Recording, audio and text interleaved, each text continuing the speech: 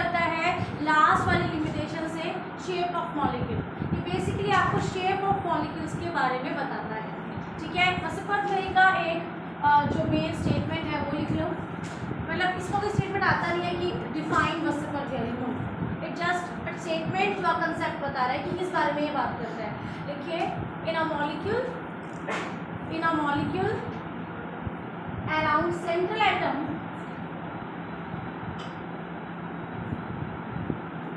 in a molecule around central atom there are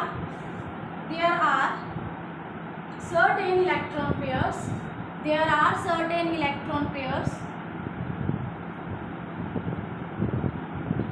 which repel each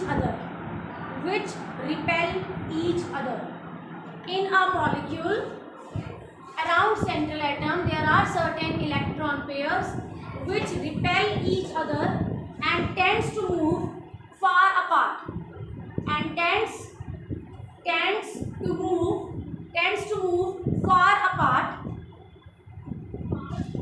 far apart so as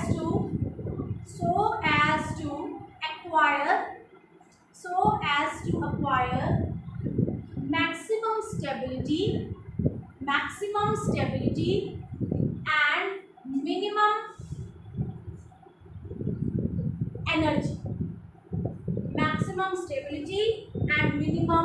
energy, this is the statement, ठीक है।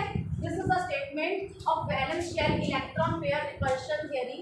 यहाँ पर अब हम start करेंगे इसको करने से पहले इसके पोस्टुलेट्स है कुछ, उनके बारे में बात करते हैं। यहाँ हमने वर्ड यूज किया सेंट्रल एटम।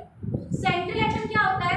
अगर मैं कभी भी ऐसे मॉलिक्यूल की बात करूँ जिसमें ए और बी बॉन्ड बना रहे हैं, ए ने बी के साथ बॉन्ड बनाया, आई वुड नॉट से any of this is central atom, दोनों ही साइड एटम्स हैं, कोई भी सेंट्रल एटम नहीं है। तो जब भी सेंट्रल एटम का कंसेप्ट आएगा ना, उस समय आपको ये ध्यान रखना है कि मिनिमम कितने एटम्स होने चाहिए? तीन, मिनिमम 3 एटम होने ही चाहिए, तभी आपको समझ आएगा कि सेंट्रल एटम है, कि दोनों ही साइड है और इसमें स्ट्रक्चर का कोई कंफ्लिक्ट भी नहीं होता। अगर मैं बोलूँ ए बी में क्या स्ट्रक्चर है तो आप क्या बोलेंगे? Structure linear. ए और बी आपस में बॉन्ड बना रहे हैं, H H, F F, C L C L, तो ये ऑफकोर्स दोनों आकर बॉन्ड बनाएंगे तो उनके न्यूक्लियस के बीच में जो डिस्टेंस होगा कैसे मेजर होगा? स्ट्रेट। तो स्ट्रेट बॉन्ड भी तो स्ट्रेट होगा, तो स्ट्रक्चर क्या होगी? लीनियर। तो यहाँ पर हमें इस बात पे डाउट नहीं आना चाहिए कि ए बी की क्या स्ट्रक्चर होगी। हमारा कंसेप्ट स्टार्ट होता है 2 से ज़्यादा एटम्स को लेकर। अब हम ऐसे मॉलिक्यूल से डील करेंगे जहाँ पर मिनिमम हो ए बी 2, उसके बाद A B 3, A B 4, A B 5, ऐसे आगे चलते रहेंगे। So we have a certain limit there after we have to need to go. अब हम आगे चलते हैं, क्या बताता है ये कहता है कि किसी मॉलिक्यूल में सेंट्रल एटम के आसपास इलेक्ट्रॉन पेयर होते हैं। कैसे काउंट करते हैं इलेक्ट्रॉन पेयर? काउंट करने का फॉर्मूला लिखो।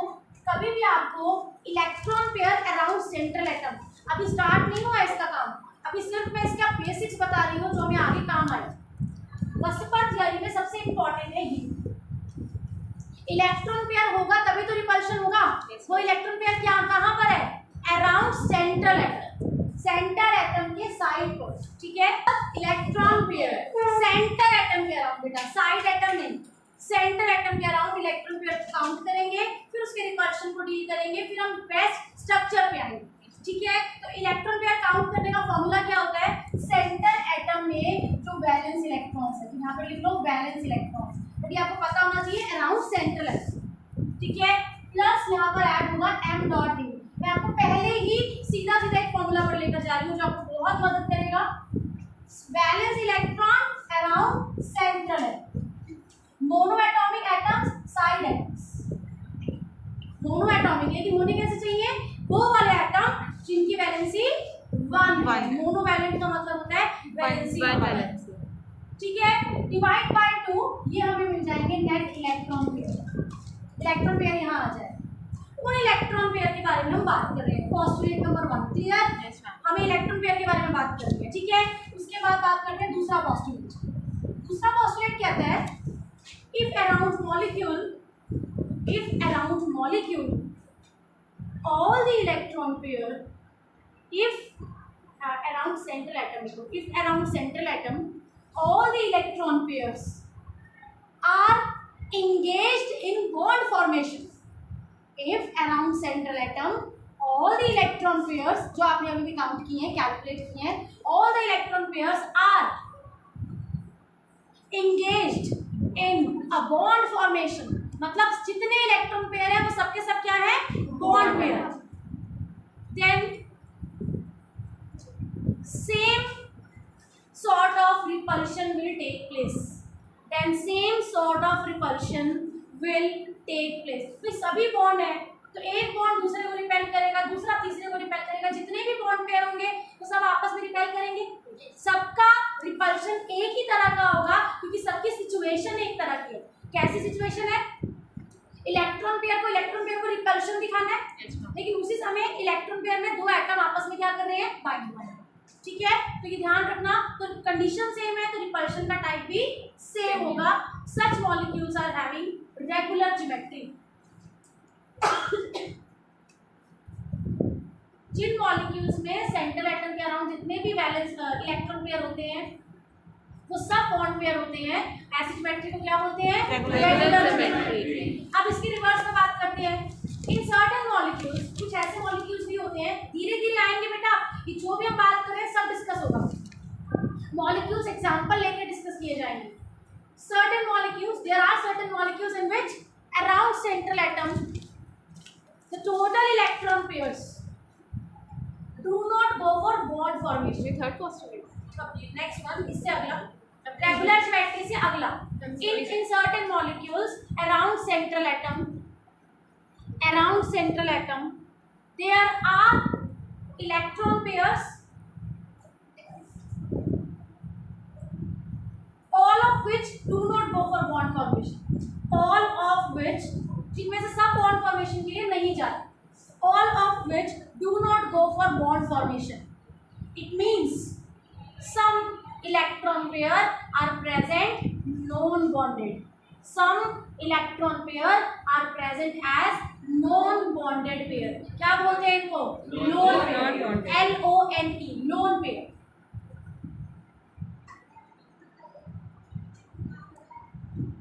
such geometries are called irregular or distorted.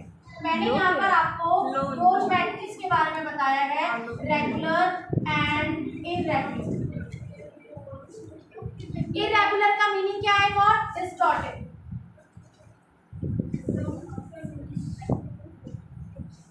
in certain molecules around central atom all electron pairs will not go for bond formation.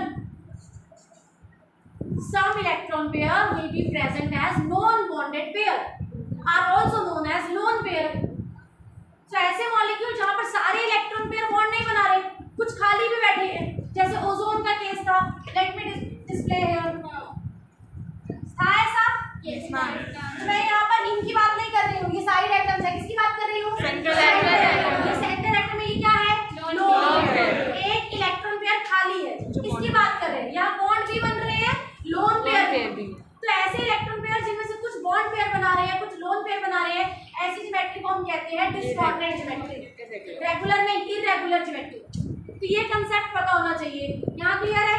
अब यहाँ पर एक और चीज देखो, थर्ड पोस्टुलेट जो हम लिख रहे थे उसी के अंदर जहाँ पर आपने लिखा है ये डिस्टॉर्टेड ज्योमेट्री, लिखो वहाँ पर.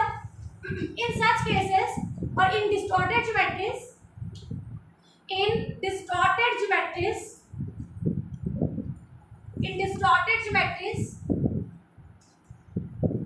the type of repulsion are not same.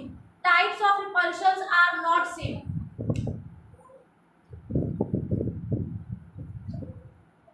And the magnitude of repulsion is also not same.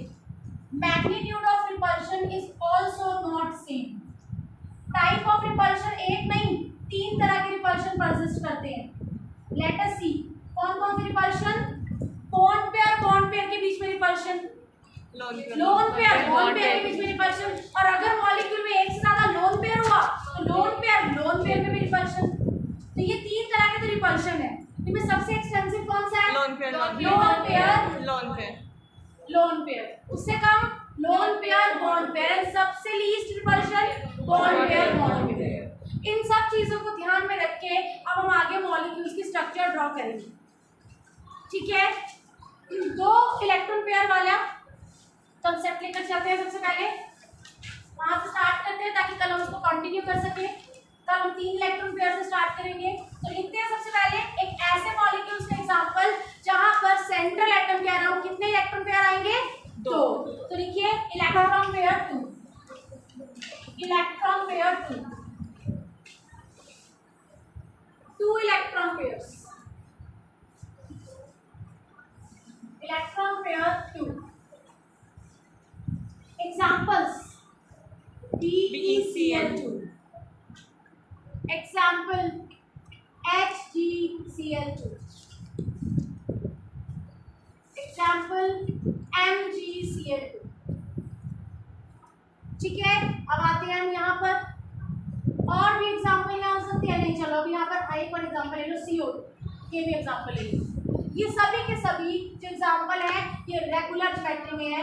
यहाँ इरेगुलर का एग्जाम्पल नहीं आए, यहाँ सिर्फ रेगुलर का एग्जाम्पल है क्योंकि 2 ही तो इलेक्ट्रॉन पेयर है। बॉन्ड तो बनने ही बनते हैं 2, ठीक है। 2 से ज्यादा होंगे तो आगे बात करेंगे। यहाँ सारे रेगुलर हैं, इनमें जितने इलेक्ट्रॉन पेयर है वो सबके सब क्या है? रेगुलर बॉन्ड पेयर, ठीक है। एग्जाम्पल के तौर पर अच्छा इसका एक कॉमन डिस्क्रिप्शन कैसा होगा? AB2 याद रहेगा? AB2, ठीक है। Central atom A, central atom beryllium, central atom के अराउंड इलेक्ट्रॉन पेयर काउंट करने हैं। कैसे काउंट करते हैं? फॉर्मूला क्या बताया था? वैलेंस इलेक्ट्रॉन अराउंड बेरिलियम कितने होते हैं? 2। क्लोरीन, कितने क्लोरीन है? क्या ये मोनोवैलेंट है? मोनोवैलेंट में क्या क्या लेंगे आप? Hydrogen and halogen. ऑक्सीजन आ जाए, नाइट्रोजन आ जाए साइड एटम में नहीं लेंगे, सिर्फ हैलोजन। यहाँ पर हम लेंगे कितने हैलोजन है? 2। तो बस नंबर काउंट करना है। क्यों कर रहे हैं नंबर काउंट? क्योंकि ये आकर अपने वैलेंस इलेक्ट्रॉन सारे नहीं देता। कितने देता है? 1। मोनोवैलेंट है ना, एक ही इलेक्ट्रॉन देता है, ठीक है। उसको हमने ऐड कर दिया। तो एक्चुअली में हम इलेक्ट्रॉन ही ऐड कर रहे हैं, पर इलेक्ट्रॉन है ना। पर क्लोरीन 1 इलेक्ट्रॉन आएगा तो 2 क्लोरीन है तो 2 इलेक्ट्रॉन। मैंने सीधा फॉर्मूला बता दिया, आइडेंटिफाई द मोनोवैलेंट एटम्स। कर लेंगे, डिवाइड बाय 2। कितना आंसर आया? 2 इलेक्ट्रॉन पेयर। ज्योमेट्री जस्टिफाई कर रही हूँ? Yes ma'am. कार्बन की केस में कर लो, जल्दी से बताओ। कार्बन के वैलेंस इलेक्ट्रॉन 4 प्लस 0, कोई मोनोवैलेंट एटम नहीं है। Oxygen is divalent, we will not add. तो 4 डिवाइड बाय 2, 2 आ रहा है, ठीक है। ध्यान रखेंगे हम ऐसे कैलकुलेट करते हैं। वैसे पर theory is not going for pi bond. जो एटम के बीच में मल्टीपल बॉन्ड बन रहे हैं उससे इसका कोई लेना देना नहीं है। It only goes for the basic structure which comes with a minimum number of bonds. अब CO2 के बीच में वैसे तो 4 बॉन्ड बनते हैं, हम किन के बारे में बात कर रहे हैं? 2 जो मेन है। एक CO सिंगल बॉन्ड, उधर भी CO सिंगल बॉन्ड। अब देखो 2 इलेक्ट्रॉन पेयर है। मैंने बोला क्या सारे इलेक्ट्रॉन पेयर बॉन्ड पेयर है? तभी तो मैं बता पाऊंगी रेगुलर है या इरेगुलर है। Yes, electron pair PeCl BeCl कितने बॉन्ड? 2। तो ये सीधा सीधा किसके बराबर है? 2 बॉन्ड पेयर, सही है। यस मैम, 2 ही लोन पेयर, ठीक है। Now just imagine these 2 sticks as the bonds where my thumb lies is A यहाँ पर है जहाँ मेरा थंब है। ये क्या? B, ये क्या? B। अगर आप इनको ऐसे अरेंज कर दो, रिपल्शन 90 डिग्री पर, थोड़ा आगे किया 120, थोड़ा और आगे किया 130, 150, 170, फाइनली जब ये यहाँ आते हैं they found themselves most stable, क्योंकि पूरा जो भी इनके पास 360 डिग्री पे स्पेस या जो इनके पास स्पेस अवेलेबल है इन्होंने उसका पूरा यूटिलाइजेशन किया है। उसके अकॉर्डिंग इससे बेस्ट स्ट्रक्चर 2 इलेक्ट्रॉन पेयर के लिए हो ही नहीं सकता। क्या बोलेंगे इसे? लीनियर। कैसा एंगल है? Bond angle. ये एक बॉन्ड है, ये दूसरा बॉन्ड है, हम से अराइज कर रहे हैं तो यहाँ पर एंगल क्या बनेगा? 180 डिग्री एग्जैक्टली। यहाँ पर हमारे पास स्ट्रक्चर अगर मैं AB2 के लिए बनाऊंगी मैं लिखूंगी ये रहा इलेक्ट्रॉन पेयर, ये रहा electron pair, linear, angle 180 degree. Same you can make for BeCl BeCl, angle 180 degree. Geometry linear, geometry linear. CO2 के केस में आए हम कार्बन डाइऑक्साइड। कार्बन डाइऑक्साइड में आपने कैलकुलेट किया कार्बन के valence electron 4 plus 0 divide by 2, कितने electron pair? 2। Pi bond को अभी इमेजिन नहीं करना है, pi bond is about the valencies etcetera etcetera. अब वो हमने पिछले कंसेप्ट में किया था, हम शेप की बात नहीं कर रहे थे। अब हम शेप पर ध्यान दे रहे हैं तो हम इलेक्ट्रॉनिक डिस्ट्रीब्यूशन वगैरह वगैरह की बातें नहीं करेंगे। तो यहाँ पर कार्बन के 4 इलेक्ट्रॉन्स है, मोनोवैलेंट एटम एक भी नहीं है। आपने 2 इलेक्ट्रॉन पेयर अराउंड कार्बन देखे, इनकी वजह से शेप डिसाइड होगी, इनसे शेप डिसाइड होगी। तो 2 इलेक्ट्रॉन पेयर कौन सी शेप रखते हैं आप बताओ? लीनियर। फिक्स कर लो इन चीजों को, 2 electron pair linear 180 degree fix कर दो। अब जैसे आपने देखा CO2 में 2 इलेक्ट्रॉन पेयर आया, एक ऑक्सीजन ऐसे एक ऑक्सीजन ऐसे, नेक्स्ट 180 डिग्री। हाँ, अब आपको बाद में कंफ्लिक्ट लग रहा है कि यहाँ पर भाई सही नहीं दिख रहा, कार्बन की वैलेंसी तो 4 होती है, उसे 4 बॉन्ड बनाने हैं, ऑक्सीजन की वैलेंसी 2 होती है, 2 बॉन्ड बनाने हैं। Then you apply your Lewis concept as well, या अपना नॉर्मल केमिकल कांसेप्ट जो आपके पास है वो बनाओ, डबल बॉन्ड बना दो। बट जब हम स्ट्रक्चर ड्रॉ कर रहे थे हमारे कंसेप्ट में ये आया, वो 2 इलेक्ट्रॉन पेयर कौन से हैं? 2 बॉन्ड पेयर जो मिनिमम चाहिए, जो स्ट्रक्चर को डिसाइड करते हैं। 5 बॉन्ड बाद में आप बना दो, ठीक है? So this is linear. Clear?